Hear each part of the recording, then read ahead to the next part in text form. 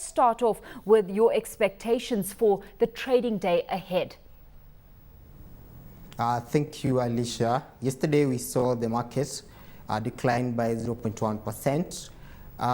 We'd expected some sort of weakness now that the busy earnings season is behind us, and now that local fund managers are out of the market.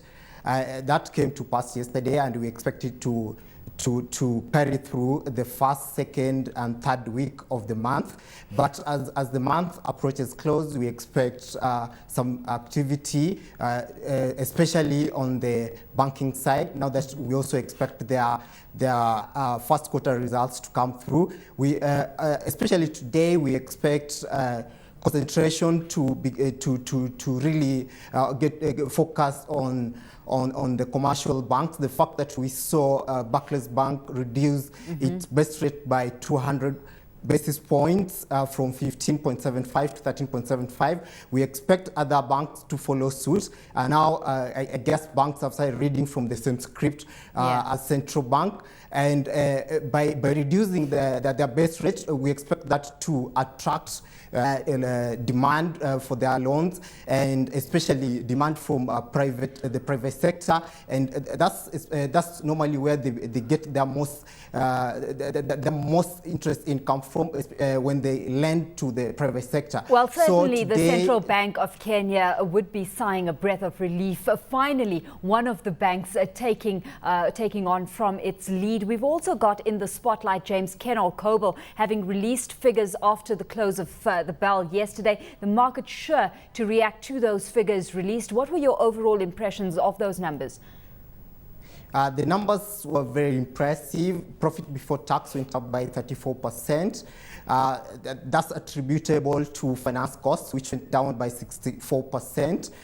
When we talk about Kenol Kobil, we should remember their closest competitor, Total, who also released their results recently. In fact, the results for Total were the very opposite of Kenol Kobil. So I think the fact that the numbers are very good should spur trade, and that should see Kenol Kobil being one of the biggest winners today. What's interesting, though, is that its Kenyan operations saw basically a tale of two halves when it came to last year's period. We saw the first half, the Kenyan operations really under pressure, and in the second half, it lifting up on the fact that we saw oil prices increase. Now, one big problem for oil marketers like Kenol Kobil operating in Kenya is that they buy in advance, holding those expensive stocks amid falling pump prices. Is this a strategy that possibly needs some revision from Kenol Kobil's side moving forward?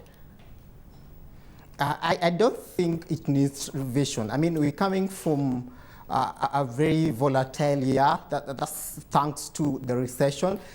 No one expected fuel prices to fall the way they fell.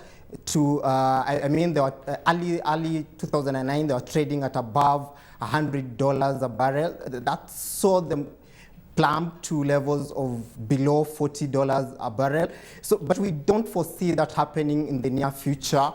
Fuel prices have been steadily going up. Now they're doing around 85 a barrel. So in such a market that there's stability in fuel prices, and I mean, they can easily be projected going forward. I don't think they should change their strategy. They should hold it, and it'll pay dividends come end of year.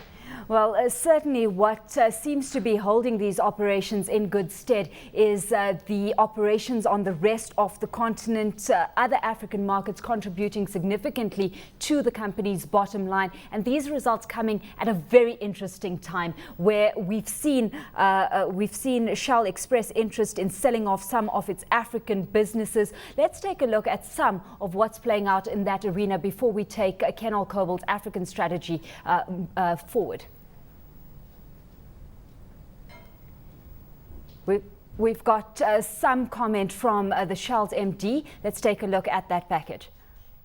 We took a decision to announce early on, before we even progress these negotiations. We issued an information memorandum, and we had quite a healthy appetite of those number of companies that have a very serious an ability to pay interest in these markets. So at the time that we have progressed these discussions, I think we'll be able to make an announcement. Yeah. At the moment, it's still too early. Take us through the impact this is going to have on shareholders, customers, distributors, investors out there. I think our shareholders will be absolutely ecstatic because we are now focusing and concentrating our footprint. The other stakeholders, I think, will have to understand. Our employees, they are really unaffected because this is really a share sale versus an asset sale. Shares trade on the Johannesburg Security Exchange, New York Security Exchange on an hourly basis. You change ownership, but the intrinsic company doesn't really change. So there are terms and conditions of employment. The contracts with suppliers remain untouched. And are you expecting to pull out of any other African countries in Africa? Are you going to pull out of their midstream as well? No, in fact, we are going to enhance and increase our presence in midstream, in gas and power, and indeed in exploration and production, which is upstream. Yeah. In 100 years, Shell in South Africa has never really had an upstream business. Now we have been awarded not one, but 2 licenses to do some exploration. Yeah. So along the Karoo, but also one offshore, which is really the Orange River Basin. Well, of course, there's certainly interesting developments within the oil space when it comes to oil marketers operating on the African continent. In the case of Shell, they're focusing now their operations on upstream activities as opposed to downstream. And players like Kenol Kobil honing in on that opportunity, trying to take advantage of some of that opportunity that now gets presented for them as a player, an African player within that space. We'll be crossing back to Kenya in just a bit to get more commentary on Kenol Kobil's strategy in that regard with James Mose in just a bit. We seem to have been having some problem with that link to Nairobi. In the meantime, let's take a look at some of the news coming in from the south and center of the continent this morning. South African mobile phone company Vodacom and Congolese partner CWN are to seek international arbitration to settle an acrimonious dispute over fees at their joint venture. This after yesterday's failed negotiations. Majority owner Vodacom, owned by UK-based Vodafone,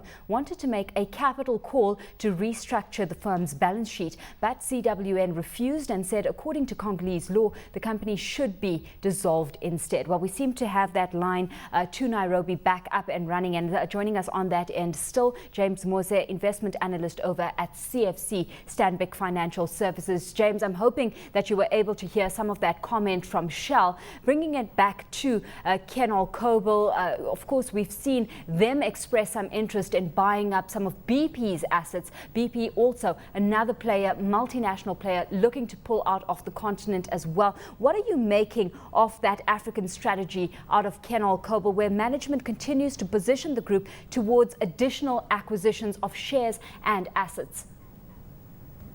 I think it's a good strategy. Kenol Kobil's biggest market is in Kenya. And considering the fact that the Kenyan market is sort of saturated, there are like 27 players in the Kenyan market. So with such concentration, you have to look for other opportunities elsewhere. That's exactly what Kenol Kobil is doing, is interested in buying into BP's assets. BP is interested to, it's shown great interest, shown to move out of Malawi, move out of Tanzania, move out of Zambia and Botswana so that it can concentrate on its business in South Africa and Mozambique. So the fact that Kenol Kobil has shown interest to buy into those BP's assets, I guess it will pay off, and it will be sort of a natural hedge when the Kenyan market or the other regional markets that Kenol Kobil is in are not doing that well. They can be buffered by the other markets trying to get a footprint.